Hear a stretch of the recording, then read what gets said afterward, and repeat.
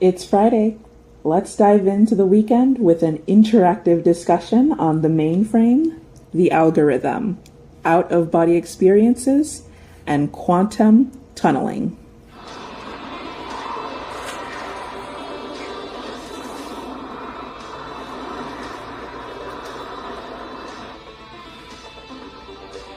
This is going to be quite a ride. In my Sovereign Spirits interview, I talked about how in one of my earliest OBEs, I floated up into the sky and hit some kind of barrier that sent me crashing back down into my body. During the interview, I didn't have time to explain how I eventually learned to get past any astral barrier, but that I'd make a future video expanding on this. So let's get into that now. By May 2021, I pretty much got the hang of how to induce OBEs on my own. So one night, I was out of body and in my kitchen, looking at the digital clock display on my oven. Now, while out of body, I noticed that my electronics go haywire. They glitch and they just don't work right. As they do in 3D. So while out of body, I was trying to see if I could stabilize my oven clock. So I focused my conscious awareness and attention at the digital clock display of my oven, and something weird happened. So all of a sudden it seemed like all of time around me slowed down. And I saw these wisps of light, these squiggly, spirally wisps of green light, slowly, like in slow motion, emerge from my digital clock display of the oven. And as they were floating past me, I noticed that they were spiraling. From the side, it looks like a sine wave, but from an angle, it's a spiral. And I realized, wow, I'm literally looking at the stuff of light, what light is made of. These squiggly energy waves that emerge from the source and spread through the medium. Now, as I was observing this, it hit me. At that very moment, I am moving faster than the speed of light. I couldn't believe this. Because the light is slowly inching its way past my field of vision, and I'm just moving normally and observing this and taking it all in, and I realized at that moment I am moving faster than the speed of light. Now, in my Sovereign Spirits interview, I gave the example of the wheels of a car. As you're driving along the highway, you notice how the wheels of a car that's next to you look like solid metal discs from that vantage point, because obviously the car is moving really fast. And then when that car slows down and stops, you notice that obviously what you thought was a solid metal disc is actually just the spokes on the wheel that were moving so fast or spinning so fast that you couldn't process the individual spokes, and they sort of merged together to form the illusion of a solid object. Well, that's what I realized that any solid object is, an illusion. It only looks that way in appearance due to its frequency or speed. Throughout time, I realized that is the trick of getting past any barrier. You have to change its frequency or change your own. So I went back to this sky barrier, whatever you want to call it, the firmament or the dome or the fence, whatever you want to call it. I went back to that and I did the same thing like I did with my oven digital clock. I stared with intent, focused my conscious awareness at just the spot that I was looking in, and sure enough, I started seeing gaps or spaces in the barrier, and I went right on through. So I realized later that this is quantum tunneling. My out-of-body experiences have essentially forced me to study quantum mechanics more, because the more I study that, the more I realize that what we call our universe is really a quantum realm in and of itself. So quantum tunneling is a phenomenon that scientists have observed where a particle, like let's say an electron, can seemingly move past a barrier like it's nothing, like it's a ghost, interestingly enough. So they call this quantum tunneling, how a solid object can somehow move past another solid object when it's technically not supposed to. So what I realized that it's about the frequency change. Anything that we think is solid, even the electron itself with mass, any matter, is really just energy waves that only appear to be matter. When you change your frequency, that's when you can phase through any object, and you can do this while out of body. I think that this is actually how we can move through walls or our windows or through doors or anything as well. Some of us do this unconsciously by accident, but you can do this intentionally or willfully as well when you practice. So when I finally eventually got past that barrier, that's when I could see the astral levels or layers with more clarity. Now, I realized that where I was during that early OBE experience where I hit that barrier must have been at the top of the troposphere. And I say this because when I was floating up, and up, I went past the second layer of clouds before I hit that barrier. So that's the troposphere. When I finally got past that barrier, I deduced that I was in the stratosphere. And I say this because the atmospheric layers are separated by density, and the astral layers are also separated by density, or what we call, the frequency. So within the stratosphere is the ozone layer, and that is where I think the astral processing center is, where we meet spirit guides, counselors, ascended masters, who essentially talk us into reincarnating. At least that's what they do at first when they're nice. Obviously, we've heard of NDE reports, pre-birth memories, past life regressions, where the astral entities and spirit guides weren't so nice. And we're going to get into that in a bit. So that's the stratosphere layer.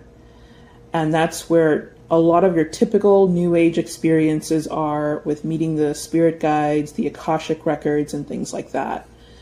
Now, past that layer is the mesosphere, and where I encountered what I call the mainframe. I thought these were cities at first, very comparable to what we see here. Like, think of the city of Chicago, or downtown LA, or New York City lit up at night. But I realized that what I initially thought were cities was actually a motherboard or a circuit board. And Julie corroborated this during our interview. She's like, yep, I saw that too. And, it's very telling when multiple people are seeing similar things in the out-of-body state. And we're going to get into further how I know that during this presentation. So what I thought were cities were actually grids or computer chips, really, giant circuit boards. And there was also a mainframe, which is this neutral server of pretty much system data and collection of the entire matrix. And past this layer is a zone or an area where there are actual celestial cities, if you will, where I think that a lot of the ancient cultures who would see like the Hindu gods or the Egyptian gods or the Sumerian gods, false gods really, that's where they dwell. That's the heaven that we're promised if we, do good, follow the rules. But it's really this stratosphere level down here, this ozone layer that most people can't get past because the spirit guides are there to redirect you back down to earth. So that's my understanding of that. And here is just a depiction of a mainframe. Again, basically a giant computer system. And this is very similar to what I thought was a building, but it's really just this giant black cube, this central processing unit, and what looks like streets and lights and, a city grid. It's actually a computer chip. It's a motherboard or a circuit board. And what's interesting is if you touch something in this motherboard or computer chip, you can actually download or absorb or obtain information about the system. I remember the first time I did this, oh my goodness, it was crazy. It was like this huge zip file downloaded really, really fast into my brain. And I was like, whoa, I didn't even understand what was coming into my head until like days and even a week later of me just writing down a bunch of information that I'm essentially unpacking from this experience. Of course, later I learned how to get data in more edible morsel sizes, if you will, and not that huge download as before. It didn't hurt or anything. It was just intense. So anyway, it's this fascinating experience where, as long as the spirit guides aren't harassing you, if you were able to just focus and concentrate and take in your environment, which is exactly what the spirit guides distract you from doing, then you would be able to actually get information from this structure that I call the mainframe.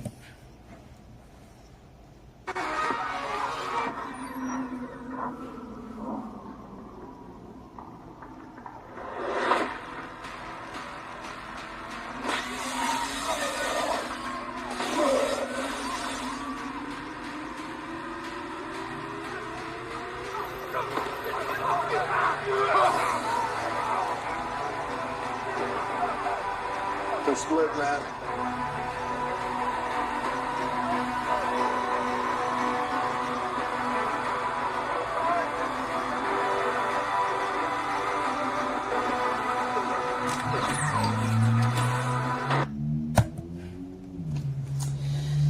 Now, some of you may be thinking, all right, well, what if you just watched the Tron film and that's influencing your subconscious mind, and that's why you're seeing all of these, grids and computerized things in the astral realm.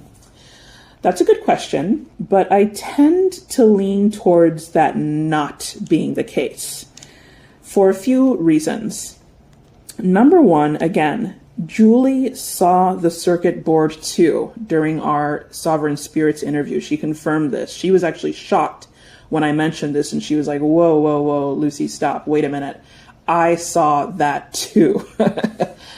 And, other people have also seen or reported some sort of technological looking grid.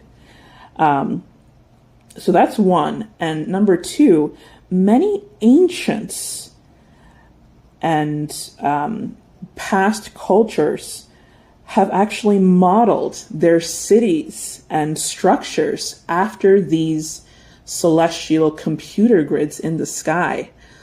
What is shown before you now is the layout of the tribes of Israel during their camp when they were being led by Moses and later Joseph through the desert. So, I mean, this looks like, it looks like a satellite, really, but it also looks like a computer chip or a circuit board, especially as you can see here when you look at it from a higher vantage point, like this gentleman and this child here looking at it from a mountain. I think that many of the ancients saw this grid as well, either through out-of-body experiences, shamanic journeys, simple psychic abilities, remote viewing, or even if they potentially took a plant medicine. Whatever gets you out of body and gets you in that heightened state of consciousness, they were seeing this, and they modeled not only their layout of their camp, but ancient sites, structures, buildings. They were also modeled after what they saw in the sky. Michael Tellinger is a researcher who made a really good comparison about how a lot of these ancient sites we're talking about Greece, Egypt, Rome, China, Persia, everywhere, they look eerily similar to a circuit board, a computer chip. And this isn't by accident. And it's also not an accident that our modern cities today, especially our postmodern smart cities, are very, very much so modeled after the sky grid. So much so that at first I couldn't even tell. I thought that I was looking at a city. And it took me a minute to realize this isn't a city at all.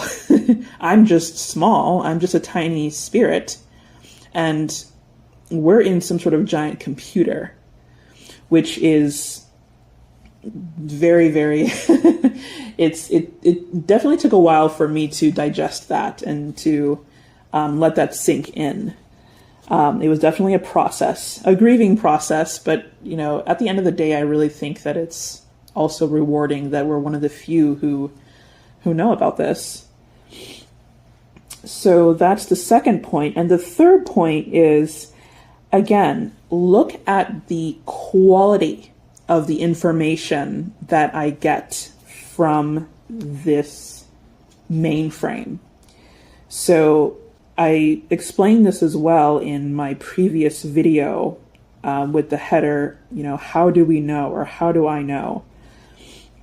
This is obviously not a subjective, imaginary, fanciful experience. Our planet is branded. I mean, the proof is there. There's even a practice face in the Pacific Ocean. I mean, you can't make this stuff up. So, and for those also wondering, okay, but isn't the circuit board, the mainframe, isn't that AI? Again, it's a neutral server. If you're comfortable using your phone right now, if you're comfortable using Google, if you're comfortable using your laptop, then there's no difference between using that and using the mainframe. It's literally me Googling information, so to speak. So again, I'm not interacting with the spirit guides or with AI beings. I put a shield around myself, as well as a shield of invisibility so that I'm not seen. So I'm not interacting with beings. I'm just Googling, essentially. I'm tapping in to the computer of the Matrix and getting information of the actual logistics of the Matrix itself and its history. So, as well as what I'm about to share, the spirit guides' hierarchy and structure and how they function and work, which I think you guys are going to find pretty interesting. So, and just to wrap up with the, of the questioning of, is the information that I'm getting, is it more of imagination or can it be verified? Again, I'm a scientist, so I take the scientific method very seriously. There are plenty of things I've seen and experienced in OBEs that I haven't shared because I've found zero supporting evidence for them. Zero. None.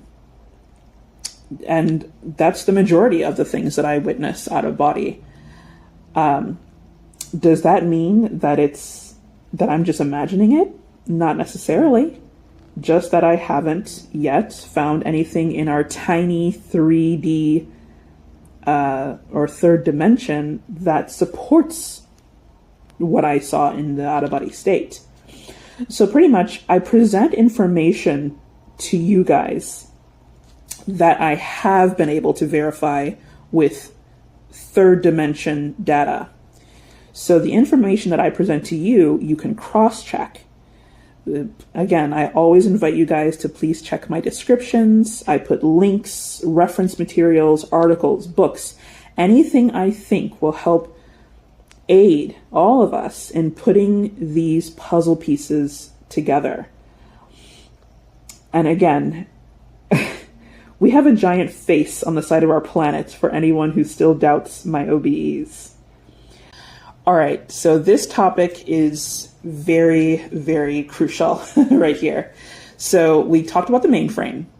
Now let's talk about the algorithm. The algorithm is what the spirit guides use to essentially get you to reincarnate. Ultimately, remember that it's the spirit guide's goal to get you to reincarnate. And if they can do so without having to use force, they prefer that, because a lot of people are like, well, why don't they just throw us all back in there? Because again, they're running on limited energy. They don't want to have to force you if they don't have to. If they can just get you to go back on your own, they prefer that because they don't have as much energy and power as you think they do. So they try to persuade you and get you to reincarnate on your own if they can. And for the most part, for most people, that works. The algorithm, it essentially depends on your preconceived notions, which they gather during the life review. So what a lot of people think is the life review is actually them downloading your life data so that they can review that. And this happens in real time. We're sort of in this, oh my goodness state, after death, but this is happening in like nanoseconds of them downloading all of your data and then looking through your entire life and seeing, okay, what controlled this person the best during their life? Were they controlled primarily through fear? Well, then let's use a fear tactic to get them to reincarnate. Were they controlled primarily through religion? Well, let's show them an image of that religious leader and use that to get them to go back again. So the life review is essentially them downloading all of your data to see what is the best tactic to use to convince you based on how you behaved, or rather what controlled your behavior most during your lifetime. So they use what I call this algorithm. And again, the first question is reincarnate, yes or no. If you say yes easily, then you are marked as compliant. If you say no, that's where things get a bit interesting. All right. So what we know as spirit guides is actually divided into 4 main teams: the alpha team, the beta team, the gamma team, and finally what I call the delta force, or team delta. Now, this is how I categorize it. There are definitely at least 4 distinct teams. I named them that way in my notes when I was trying to piece this together. But pretty much this is how it works. In most of these NDEs that we know and love, the team of spirit guides that most of these people are meeting is the alpha team, right? They're the nice ones. They're the ones that welcome you in and smile and show you a friendly show that after death, you're going to meet this wonderful, friendly team of spirit guides, that everything's going to be okay, nothing to worry about, as long as you do what we say and follow our rules. So that's the alpha team. So again, if you say yes, if you fall for that whole NDE trick, right? If you say yes, you are marked as compliant. If you say no, they will mark you as hesitant. Then this is the point where they then give you a gentle nudge with a mission. Oh, but you have to return to Earth. You have an important mission to complete. If you say yes, if that's enough to convince you, then you are marked again as compliant, but you just need a gentle push, a gentle nudge, a reminder of a mission or something to do. If you say no again, that's when they get a little pushy. So you're still with the alpha team, but this time that's when they get you with the guilt tripping. They show you all the mistakes that you made during your life review, and they say, oh, but your family's going to miss you. Don't you want to go back for them? If you say yes, you get a green check mark. If you say no again, then you're marked as resistant. Resistant. And resistance is marked specifically by this indigo color. So a lot of your New Agers who call themselves an indigo starseed, what's the main characteristic of an indigo starseed? They're known as rebellious, right? Headstrong, rebels, very strong-willed, but rebellious, right? What they may not realize, what I found out in my OBEs, that that's actually the mark of someone who repeatedly said no to reincarnation. They are marked with that indigo ray, so that the spirit guides will always know who they're dealing with, a rebel. After this, then you are met with the beta team. They're the ones that are going to threaten you with hell, punishment, separation, if you don't agree to reincarnate. If you relent and say, yes, fine, okay, I don't want hell. I apparently don't qualify for heaven, but I don't want hell, so I'm going to go back and try again. Then it's going to be documented in the mainframe, as well as the Akashic records, that they had to use that tactic to get you to reincarnate. If you say no even with the threat of hell, punishment, and separation, ooh, now you're on their radar. They mark you now as a potential hazard, because now they know that even the threat of hell, even using fear tactic, isn't enough to get you to reincarnate. That's when you meet with the Gamma team. The Gamma team they're essentially who you bargain with. They're like, all right. So hell didn't work to convince you. Your family members didn't work to convince you. All right, what do you want? What do you want? Riches, fame, popularity? What do you want to agree to reincarnate? What do you want? We'll make a deal. So this is the bargaining team, Team Gamma.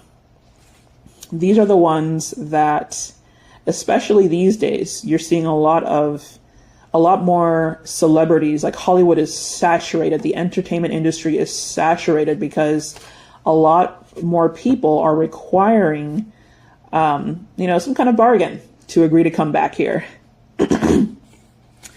So if you agree, if that's what it takes for you to agree to come back, again, they're going to document this. Because if you enjoy the high life this time around, next time they're not going to be so willing to negotiate. They're going to do that whole thing of, oh, nope. You had a pleasant life last time. You need some struggles and some trauma this time around. So that's where you see that going around. But then if that still doesn't work, if you say no, absolutely not, no amount of money, fame, power, no amount of women, no amount of popularity, fame, nothing is going to convince me to return. Unfortunately, that's when you're met with the Delta Force, right? The special ops team that unfortunately are going to rough handle you. So this is what I depict here with Agent Smith here of the Matrix. They're essentially the folks that are going to, when you hear these NDE reports or pre-birth memories or past life regressions where they said they were pushed down into the portal that led to their new mother's birth canal, or they were stuffed back into their broken body in the hospital room, or they were shoved back down to earth, essentially. And I saw as well that a lot of these Delta beings, that's where you get the Greys, some call them the reptilians, whoever. These, they pose as spirit guides, but when they let down their veneer, you see who they really are. And they're not nice guys at all. None of them are really, but there's literally this hierarchy. It follows this algorithm that if you keep repeatedly saying no, then eventually you're going to meet the Delta team. And they're the ones that are going to essentially push you back down, whether you liked it or not. So this is why I advocate first and foremost to avoid the white light tunnel. Because once you meet the Alpha team, that's it. It's right. Because then you're going to just keep going from one team to another until eventually you find yourself back in a baby body. Or in the case of NDEs, back in your old body that's still recovering in the operation room or wherever. So, but if you find yourself, caught off guard by the white light tunnel and you get sucked in before you could, escape, it's not the end of the world. Again, what I advocate is trying to use quantum tunneling to get out of that layer of the astral realm. So that has worked for me. Other people have said that they they've tried to teleport or do something, anything to get yourself out of there. Because once you start talking to these beings and get wrapped up in their protocols, right, their algorithm, then that's when things, that's when you're ultimately going to end up in a body one way or another. So the goal is to avoid the white light first and foremost, but if you can't, try to get out of there, because these teams are manipulative. And especially if you find yourself with the Delta team, which a lot of people can't remember, because this is especially the part of the memory that gets wiped, because they want to keep that Alpha team image of that everything's nice and wonderful and pleasant, because they want to get everyone ready for the 5D ascension.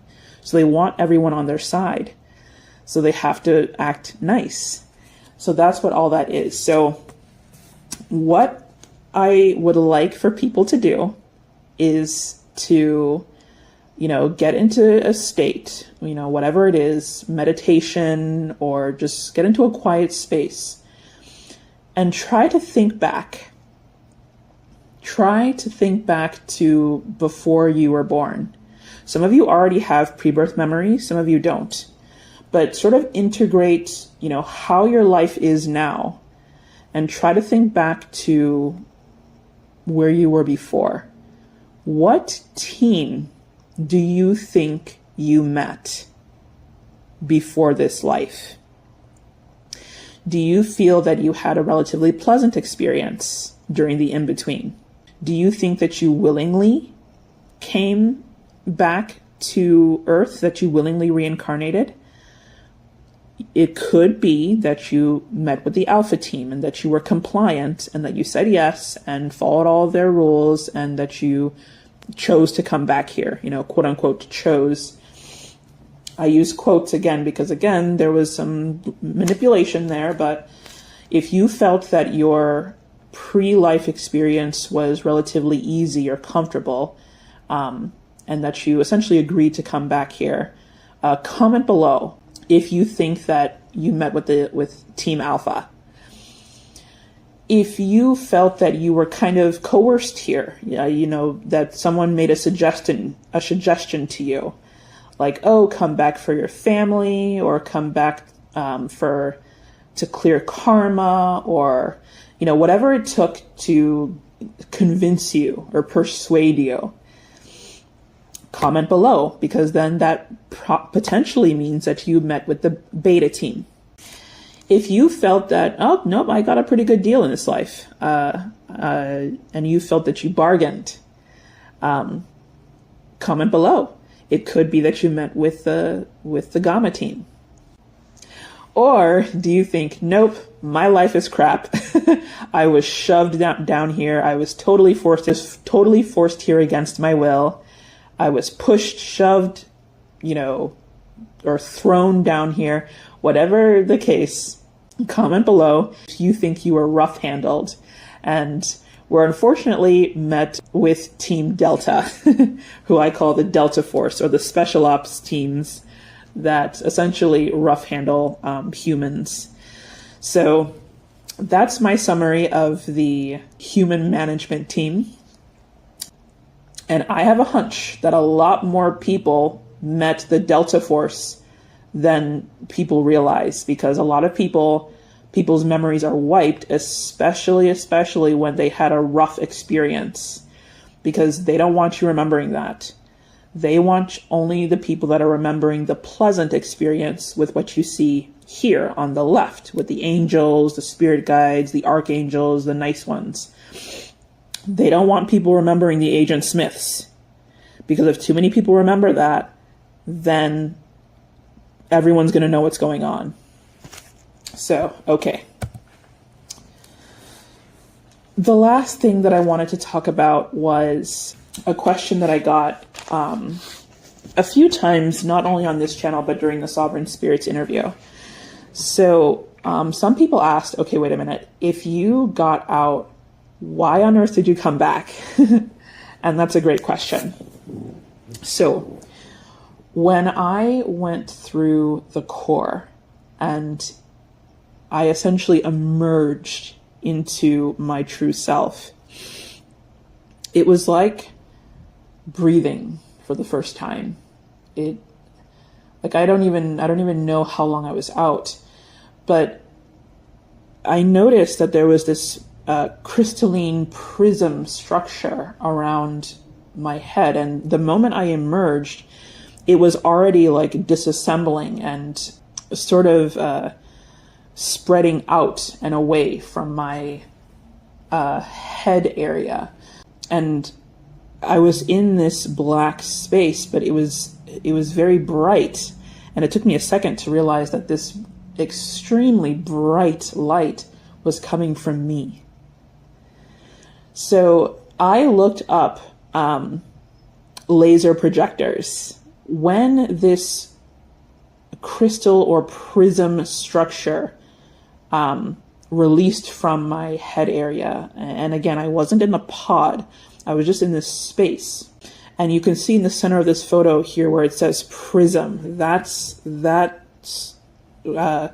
similar. It's not, so it didn't exactly look like this, but this is just an example that I'm showing here. The point is, when this prism structure disassembled from my head region, I was like, oh, like the entire world isn't here anymore. Like I realized at that moment that this entire world isn't real. We are literally, it's what you see here. We are literally projecting our reality. It seems real because we are within this body, which was literally designed to interact with this holographic projection, which is what we call experience and sensations. Without this projector, I couldn't experience any of it. I was like, oh, like literally nothing's real. It was all black. I realized too that even the astral realm is also part of the holographic projection, because I couldn't see that either.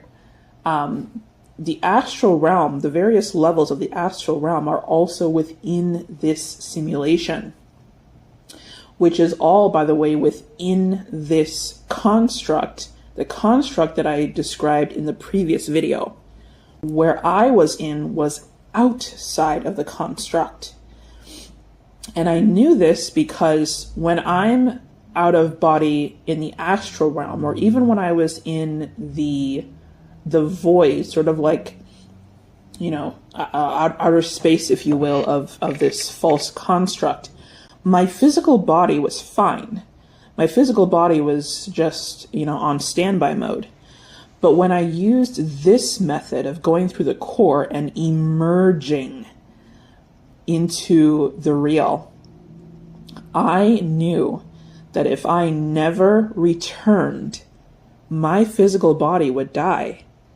It's like I knew how long I had. There was a distinct and confirmed severing of the matrix hold over me, of my body's hold over me. I was free. And if I never returned, my physical body would eventually die. And I thought, okay, well, I don't necessarily want to put my parents through that. So I made two decisions. Number one, I decided, okay, I'm going to go back just so that my parents don't have to bury their child. But I promised myself that when it's my parents' time to go, when it's my parents' time to pass on, that I will let them go. That I'm not going to let them be a reason to ever reincarnate or come back to Earth when they finally and officially pass on. But for now, I decided to not let them go through a death of a child. So that was the first decision that I made. The second decision was that I'm definitely not going to put that prism structure back on around my head. Absolutely not. but I need a way to still interact with this reality. So at that moment, I materialized my own set of goggles, or VR glasses, if you will, ones that I can easily take off and put back on at will. And I realized, this is the reason why I was able to have out-of-body experiences in the first place. Out-of-body experiences are, for me at least, the real me taking off her structure, or her, what we would call, what would correspond to a VR headset.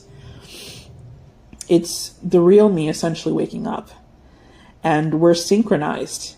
It just so happens to be that when she, the real me, removes her VR headset, that's when I, here, this physical 3D self, goes out of body. So there's a synchronization there. And as I continue on in my journey, she and I, me and me, connect more and more. And I truly believe that everyone's true self, those who have a true self, of course, not the AI spirit, but because they don't have one, but everyone who has a true essence, that version of you is trying to wake you up. And in fact, I'm starting to believe that if you have made it this far in terms of learning about the Matrix and knowing about any of this false reality, that the only way that happened was because your true self is waking you up. It's this multi-dimensional effort going on with all the versions of you to get back to freedom. So those were the two decisions I made to, as I was coming back in. So that's why I decided to come back, but I have been back out as I was running these preliminary tests of, okay, can I make it out of the construct? Because a few people have asked me, why on earth did you come back? I came back from my parents, but I'm not going to, but I decided that once they officially pass on, I'm leaving. They're pretty much my anchor here. So once they have passed on, I'm taking the route through the core. I'm emerging back to my true self, and I'm not coming back. So that is at least where I stand as of now. Again, I'm still practicing and seeing if there's a way that, because I'm kind of wondering, is there a way that I can sort of be out there and sort of be here at the same time as well? Like, can I sort of be out there and then sort of remote control my body from there? Like, do I have to come back in order to be alive here? So I'm still working on that. But if there is no way, if leaving the Matrix means that this corporal shell has to fade, then so be it. Again, I'm not trying to promote to off yourself or anything. It's just that when it comes to our natural end, whenever that is, whenever it is our time to go, the point is to go and not come back, to emerge back to your true self and be that sovereign spirit that you are.